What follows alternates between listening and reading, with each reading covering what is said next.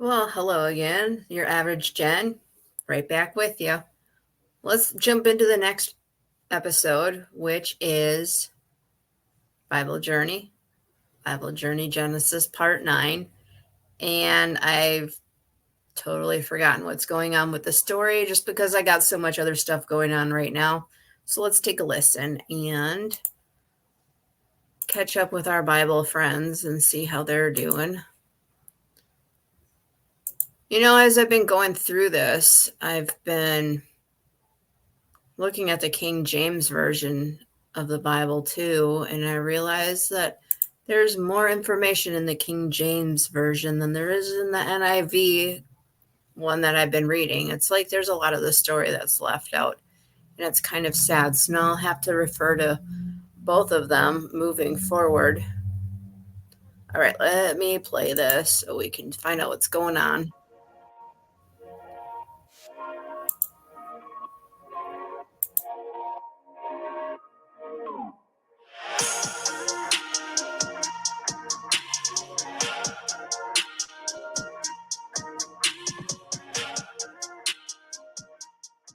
Welcome to the Weird Bible section of I'm Only Human, a podcast that is probably destined to become controversial if anyone actually listened to it. Inspired by people for people. I have different story arcs going on throughout my podcast, and this area focuses on the NIV Bible, copyright 2011.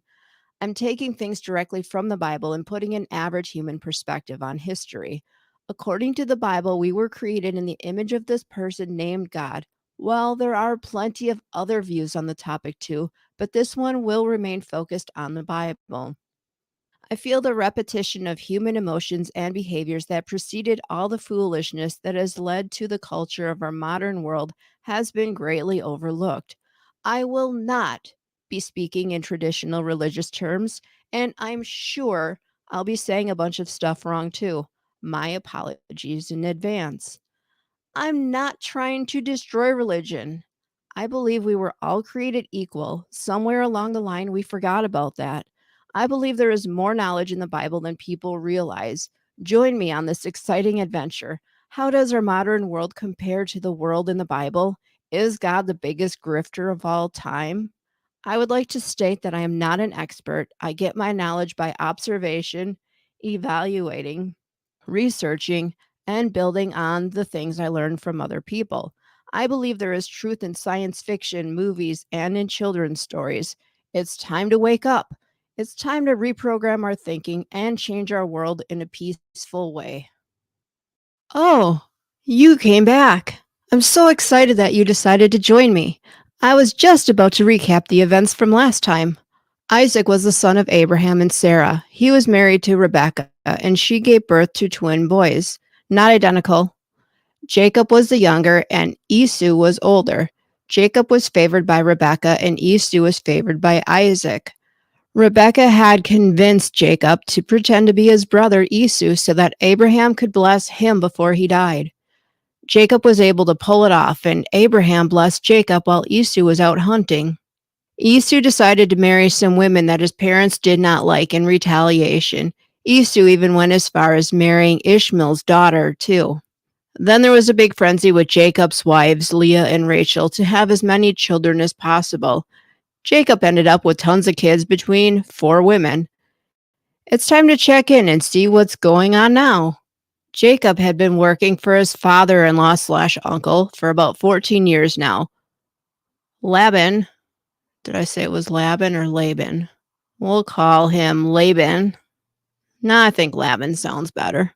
Laban, Laban. We'll go with Laban. Laban wanted Jacob to stay and continue to work for him because a good chunk of his wealth had come from Jacob's hard work. Laban tried to bribe Jacob to stay, but Jacob said that it was time for him to be a man and care for his own family instead of working for his father-in-law. The agreement was that Jacob would take the livestock that was atypical and he would leave the pure livestock with Laban. It was decided that the livestock would be split according to appearance. Jacob stayed and tended to the livestock until all the babies had been born and could be separated by appearance. God had a sense of humor, so most of the babies born were to go with Jacob. He ended up getting the stronger cattle, and the father in law got the weaker cattle. Laban's sons started gossiping about the situation, and Jacob picked up on the rumor. The gossip was that Jacob had stole all their father's wealth and livestock. Jacob had also sensed that there was a shift in an attitude towards him from his father in law. Jacob had sent his possessions, livestock, and his wives ahead of him by 2 days. Jacob's second wife, Rachel, was more concerned with the wealth of her father and thought that his wealth should somehow be hers. When her father went out to shear his sheep, she stole his household gods. The Bible did say gods, not goods. To make matters worse, Jacob never said that he was leaving. They must not have been in the same house or anything because it was 3 days before Laban was told that Jacob had fled with his wives and possessions. Laban pursued them and caught up in 7 days' time. Jacob had pitched his tent in the hill country of Galilee when this happened. Genesis 31, verse 24 to 32. Then God came to Laban, the Aramean, in a dream at night and said to him, "Be careful not to say anything to Jacob, either good or bad." Jacob had pitched his tent in the hill country of Galilee, where Laban overtook him, and Laban and his relatives camped there too. Then Laban said to Jacob, "What have you done? You deceived me, and you've carried off my daughters like captives in war. Why did you run off secretly and deceive me? Why didn't you tell me, so I could send you away with joy and singing to music of timbrels and harps? You didn't even let me kiss my grandchildren and my daughters goodbye. You have done a foolish thing. I have the power to harm you, but last night the God of your fathers said to me, 'Be careful not to say anything to Jacob, either good or bad.' Now you have gone off because you long to return to your father's household. But why did you steal my gods?"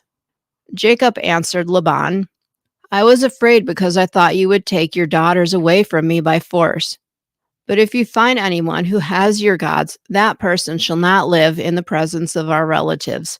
See for yourself whether there is anything of yours here with me, and if so, take it." Now Jacob did not know that Rachel had stolen the gods. End verse. Keep in mind that Jacob is older than 40 at this time. But did you see the teenage thinking? Things got strange. Jacob knew he ended up with a stronger livestock than his father in law. I wonder if he was feeling guilty about something, and that's why he ran away. He based his decision off of rumors that might or might not have even been true. He sensed a shift in an attitude from his father in law. I know this feeling. If I've done something that I knew was wrong, my attitude towards the other person shifts. I don't think it has anything to do with the other person at all. Looking back at my life, this has happened time and time again. I'm not a saint. I did some bogus things. I always felt this way right before I left a relationship. I'm not good at communicating my thoughts, and I'm sure a good portion of my misery could have been prevented had I been honest and if the other person was honest with me. I had let things build up in my head, and I don't even know if those things were true or not. I was convinced that my first husband was cheating on me, not that we had a great relationship to begin with. I wasn't happy either. We were both kids still and had no clue what we were doing. Laban's response wasn't what I thought it would be. I thought he would have been more upset, but it seems as though he was more hurt than anything. What's up with God anyway? Laban had a right to be angry at the situation. He was blindsided by the events, but he was instructed not to say anything to Jacob about the situation. So, will the lost gods be found? Will Rachel be put to death for stealing the gods? How come Jacob's God was not angry about Laban having other gods? I wonder who those gods were. The Bible doesn't say. Well, let's find out together. Genesis 31, verse 33 to 44. So Laban went into Jacob's tent, and into Leah's tent, and into the tent of the two female servants, but he found nothing. After he came out of Leah's tent, he entered Rachel's tent. Now Rachel had taken the household gods and put them inside her camel's saddle and was sitting on them. Laban searched through everything in the tent but found nothing. Rachel said to her father, "Don't be angry, my lord, that I cannot stand up in your presence. I'm having my period." So he searched but could not find the household gods.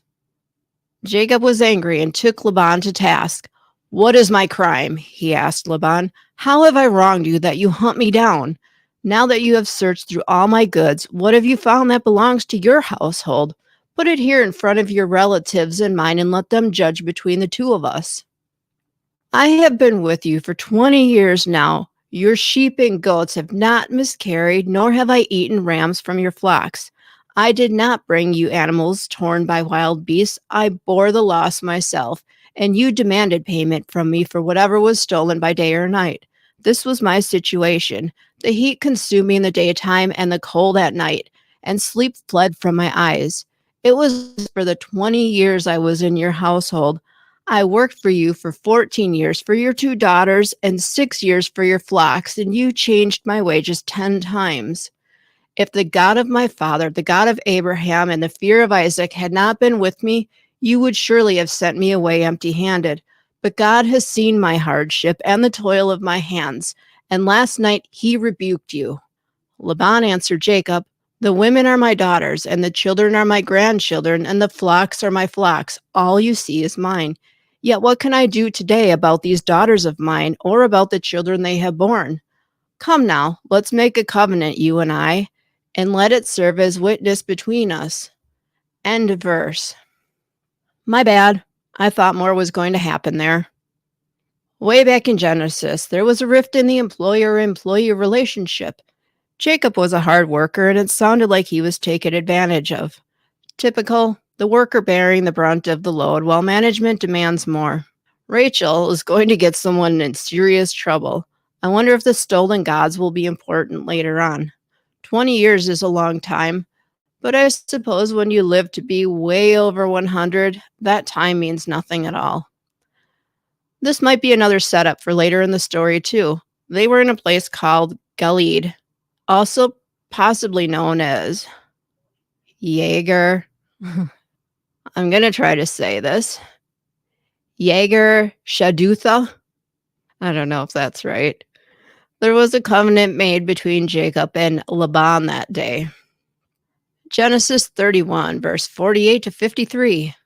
Laban said, "This heap is a witness between you and me today. That is why I called it Galid. It was also called Mitzpah, because he said, 'May the Lord keep watch between you and me, and when we are away from each other. If you mistreat my daughters, or if you take any wives besides my daughters, even though no one is with us, remember that God is a witness between you and me.'" Laban also said to Jacob, "Here is this heap, and here is this pillar I have set up between you and me. This heap is a witness, and this pillar is a witness that I will not go past this heap to your side to harm you, and that you will not go past this heap and pillar to my side to harm me. May the God of Abraham and the God of Nahor, the God of their father, judge between us." End verse. So what happened here? Jacob was afraid of Laban and angry with him, so he ran away. Laban was angry at the actions of Jacob. We don't even know if the rumors were true or not. We don't know if Laban's feelings toward Jacob had shifted. That might have just been in Jacob's mind. That was the reality he told himself anyway. When the men caught up with each other, there wasn't a huge brawl. There was no hostility that I could detect. Well, maybe a little bit. The men talked to each other and were able to work out their issues, or at least discuss them. It all worked out in the end. How would that have looked in the modern world? I'm sure there would have been bloodshed by today's standards, since nobody values life anymore.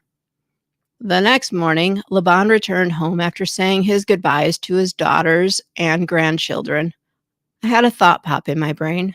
This father seems to really care about his daughters, unlike Lot, who was fully ready to toss his daughters out to a mob of angry men. This is the first time that I've seen any sort of empathy towards the female children. The only reason Jacob ended up with both sisters as wives was because Leah was older, and it wasn't right for the younger to be married before the older child. Jacob got the 2-for-1 special even though he didn't really like Leah as much. Jacob headed out too. He was on his way to meet his brother Esau. The last time we heard about Esau, he was wanting to kill Jacob. Rebekah, their mother, warned Jacob of this. She sent him to her relatives where he had been for the last 20 years. I wonder if Esau is still mad about Jacob tricking him out of his father's blessing and his birthright. Genesis 32, verse 1 to 21.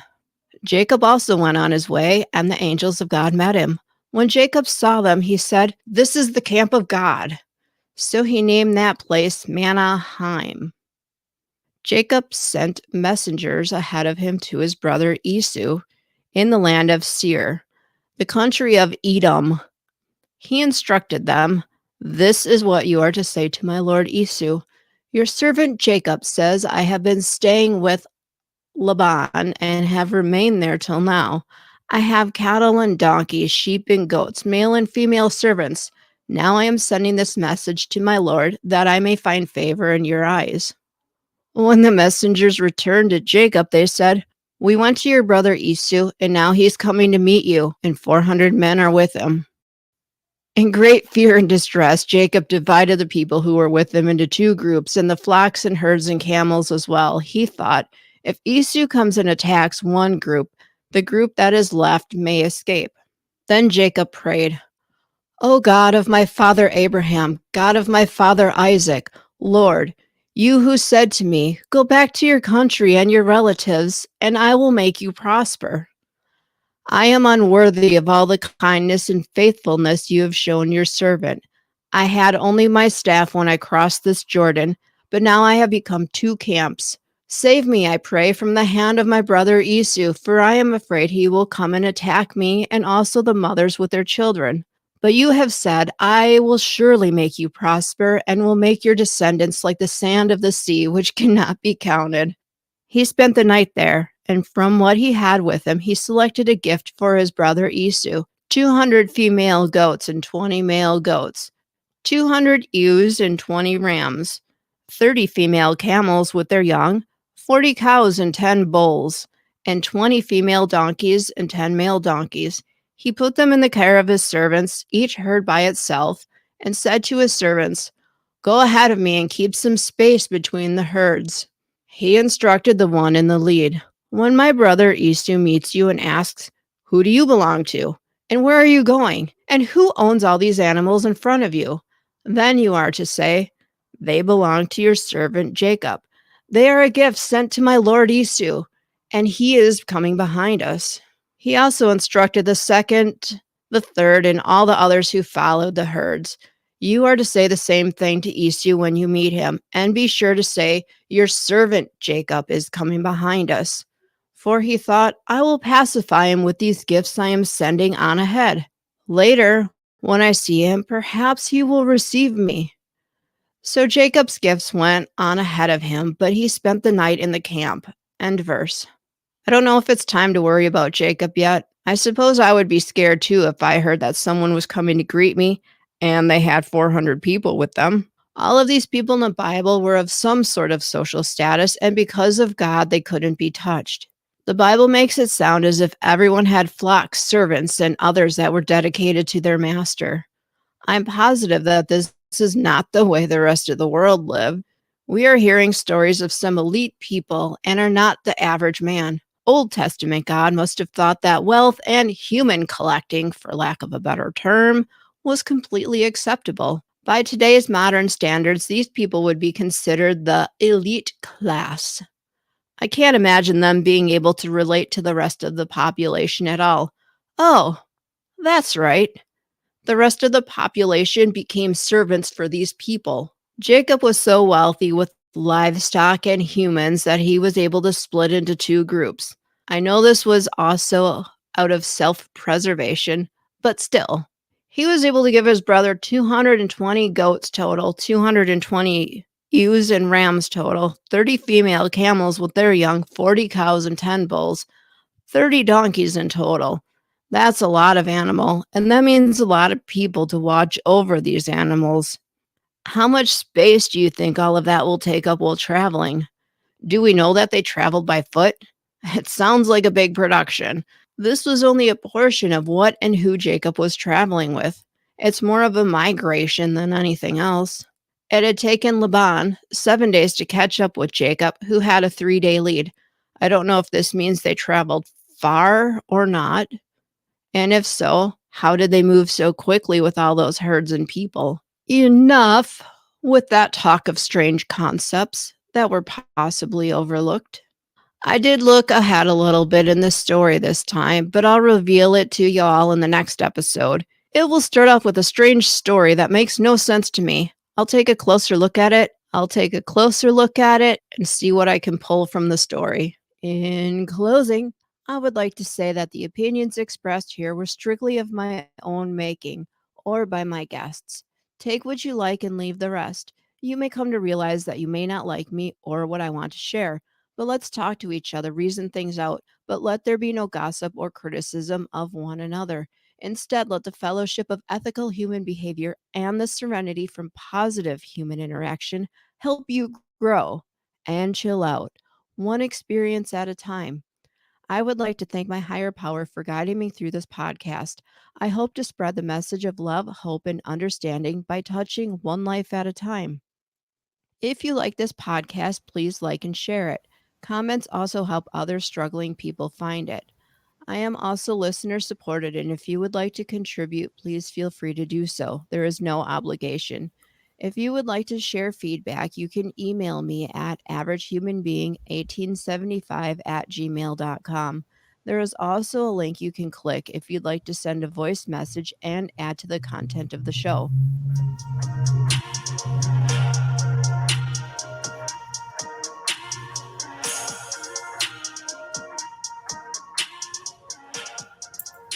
Oh, that's such chill little music that I have in the intro and the exit. All right, stop screen.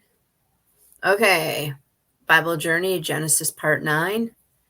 I think after this point, I started slowing down on the story a little bit. There's a couple more, but hopefully I'll get my butt in gear and I'll start producing more of the Bible Journey. And this time I'll be using like the Bible that I'm already using, the NIV Bible, but I'm also going to be looking at the King James Version just to get more content for the story because I feel like I'm missing out on a lot. And that's unfortunate because I want to know the story and I want to provide good content and I want to provide things that are correct for my audience. Anyway, have a good night and we'll see you again.